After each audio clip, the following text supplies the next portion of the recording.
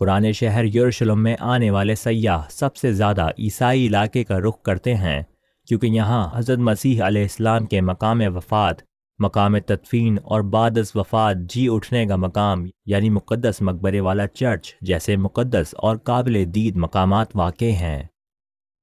یہ چرچ مشرقی قدامت پسند عیسائیوں کا جی اٹھنے کا مقام بھی کہلاتا ہے۔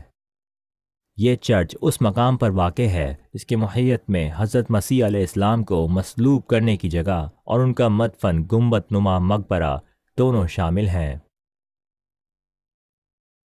یروشلم کی قدیم مسیحی آبادی ان واقعات کی یاد تازہ رکھنے کے لیے باقاعدگی سے تقریبات کا اہتمام کرتی تھی۔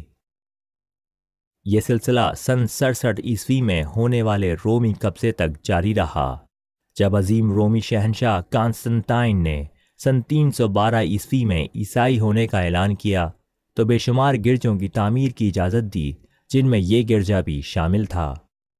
یہ عمارت سن 614 عیسوی میں آگ لگنے سے بری طرح تباہ ہوئی جب ایرانیوں نے یروشلم پر حملہ کیا۔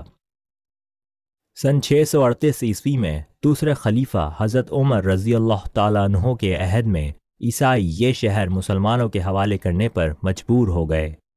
مسلمانوں کے عہد حکومت میں بھی مقدس مقبرے کے چرچ کی مذہبی حیثیت برقرار رہی، لیکن سن 1009 عیسوی میں 18 اکتوبر کی تاریخ تھی جب فاطمی خلیفہ حکیم نے نہایت منظم انداز میں اور بدترین سفاکی کا مظاہرہ کرتے ہوئے اس عظیم تاریخی گرجے کو تباہ کر دیا۔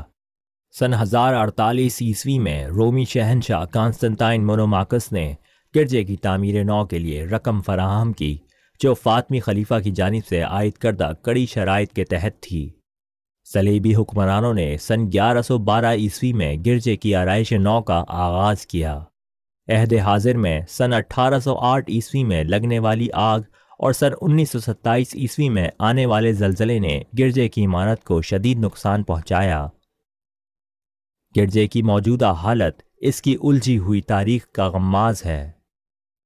بازنطینی، صلیبی، جدید اور قرون وسطیٰ کے ملے جلے انداز و عناصر نے مختلف طرزہائے تعمیر و تزئین کا ایک عجیب و غریب ملغوبہ بنا دیا ہے، جبکہ ہر عیسائی فرقے نے اپنے دور حکومت میں گرجے میں واقع خانقاہوں کی آرائش اپنے مخصوص انداز میں کی۔ مزید یہ کہ پڑوسی احاطے کے عین وسط میں حضرت عمر رضی اللہ تعالیٰ عنہ کے عہد میں تعمیر کردہ مسجد عمر واقع ہے۔